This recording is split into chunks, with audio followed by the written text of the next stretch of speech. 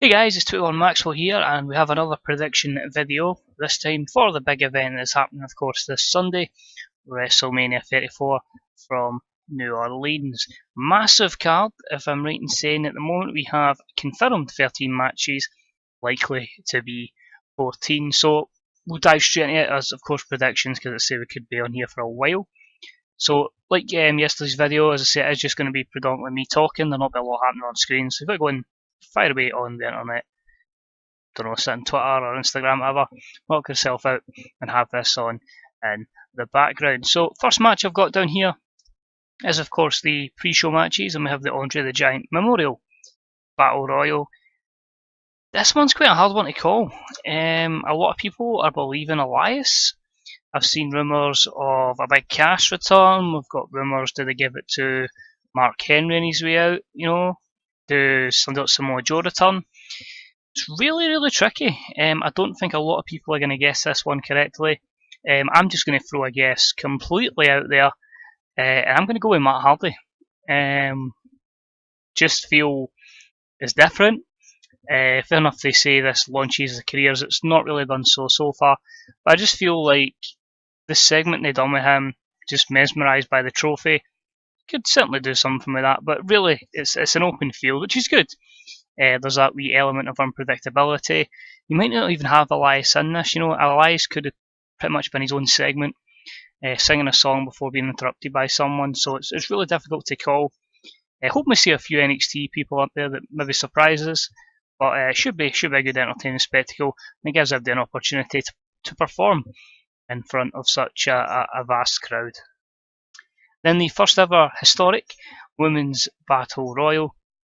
This one's a bit more, well, we think it's easier to call. We could end up being thrown completely aside, but everyone's leaning towards it either being Sasha Banks or Bayley. Could it be Bayley's big moment at WrestleMania, or could, Sasha Banks, kill that dream, eliminate her, win the Battle Royal, and then, can it be a case of you've got your storyline written there for post WrestleMania? Could it be one of the many surprises we've been promised from NXT? Could it be someone like the ever hard-working Becky Lynch, who deserves pretty much every trophy and every title because she's that damn good? Could it be someone like Carmella? Could it be someone like Natalia? It's tough, but I'm going to go with Sasha here. I think it makes sense in terms of a storyline between her and Bayley, but it's another one that's quite open, and it could be either the two. But Sasha is my prediction there. Finally, on the pre-show, we have the finals of the Cruiserweight Championship Tournament. Cedric Alexander versus Mustafa Ali. Very impressive matches this whole tournament. A lot of guys have really elevated from this. Two baby faces, of course. Everything is pointing towards it being Cedric Alexander, but I'm going to go for Mustafa Ali here. Pretty much everything he said in his promos, like, you just look at the name and as he said, a lot of people think negatively of that, but he's shown just to be a hell of if anything, a freak athlete. Some of the stuff he can do in the ring, just a phenomenal, as I say, cruiserweight wrestler. And I'd certainly love to see him get the championship, and then maybe somebody like Buddy Murphy up against him going out of Mania. So I'm going to go for the shock here. A lot of people think Cedric, but I'm going to go for Mustafa Ali. And that will take us on to the main card. These are all just the order they're in Wikipedia, so we'll start from the bottom. We'll go Daniel Bryan and Shane McMahon against Kevin Owens and Sami Zayn. This one, tag team match. If Owens and Zayn win, they'll rehab to SmackDown. Unfortunately, I think it is a returning defeat for Daniel Bryan. I don't think he eats the pinfall though. I think it's Shane McMahon that does something incredibly high risk and gets caught, leading to Kevin Owens and Sami Zayn coming back to SmackDown. Interesting to see really where they go after SmackDown, of course, with Daniel Bryan becoming a permanent wrestler. How long will it be until he loses the GM role? Who takes it from there? So that'll be interesting. But Kevin Owens and Sami Zayn for me here. Next up, Kurt Angle and Ronda Rousey versus Triple H and Stephanie. It's going to be interesting. Who'd have thought Kurt Angle would be going from TNA to pretty much the marquee matchup here, alongside a big name of Ronda Rousey. So it's good to see Kurt in such a big situation. I think Ronda and Stephanie's presence in the ring will be limited, but we all know it's going to be Ronda Rousey tapping Stephanie out with an armbar. So Kurt Angle and Ronda Rousey with a win here. Next up, the triple threat tag team match for the WWE SmackDown Tag Team Championship. This, I think, has got the potential to steal the show. Anything with the Usos and the New Day is usually good. Bludgeon Brothers aren't terrible. Luke Harper's absolutely phenomenal. You've saw in multi-man matches, Eric Rowan's certainly done his part as well. And I certainly think this will be outstanding. For me in this one, get the Usos retaining. I think it's one of the New Day that takes the fall. And then you've got your Usos versus Bludgeon Brothers going forward. They could change, of course, and obviously if there's a superstar shake-up, they might want the titles off the Usos to move them to Raw, but for me it's an Usos victory, giving them their WrestleMania moment as well. Then we've got the Raw Tag Team Championships, Cesaro and Sheamus versus Braun and To Be Determined. I don't think he gets a partner. I'm very surprised. If they do, I couldn't tell you who it's going to be, which is good. It leaves you open to that doubt, but I think he goes alone. And I think Braun Strowman becomes the tag team champion himself. So I just think, as I say, he's had a great year. Pretty disappointed it's not a triple threat main event. Him in there with Brock and Roman because he's had such a good year. I think Braun Strowman, and they'll have a storyline for him going out of it. Singles match for the WWE SmackDown Women's Championship, Charlotte versus Asuka. It's going to be absolutely phenomenal. A lot of hype on this one. For me, they've got to keep the unbeaten streak just now. There's got to be money, and surely a 2-year unbeaten run for Asuka against Ronda down the line. But Charlotte, as I say, great in her own right, and this should be a good match. But Asuka picks up the win there. Alexa versus Nia for the Raw Women's Championship. Again, I'm going to plump for a title change here. I think, they'll play up to they've kind of have with a terrible storyline of the size difference. But I think the powerhouse wins here. Nia just destroys Alexa Bliss. Wouldn't even be surprised though if they do something where it's a count-out victory for Alexa, Nia destroys her, and Carmella cashes in. But I think I'm going to go with Nia Jax here. I think she's deserved it. Certainly, as I say, is a good worker. You know what I mean? Maybe a few flaws, but nah, she's certainly done well for, as I say, someone who didn't have wrestling experience before NXT. So I think Nia Jax gets her moment. Fatal 4-way match for the US title, Orton, Rude, Mahal and Rusev. Good to see Ruru get his opportunity here, but for me Randy Orton retains. I think he's going to lose at a B pay-per-view. You can't have every championship changing hands, and that's why I feel like Randy Orton will be one of those ones that keeps it, so he'll remain US champion. The Miz, Seth Rollins and Finn Balor for the IC title. I've got Seth here. It was basically just looking up random stuff in Wikipedia, and I came across that Dean Ambrose is a Triple Crown champion. Roman Reigns is one.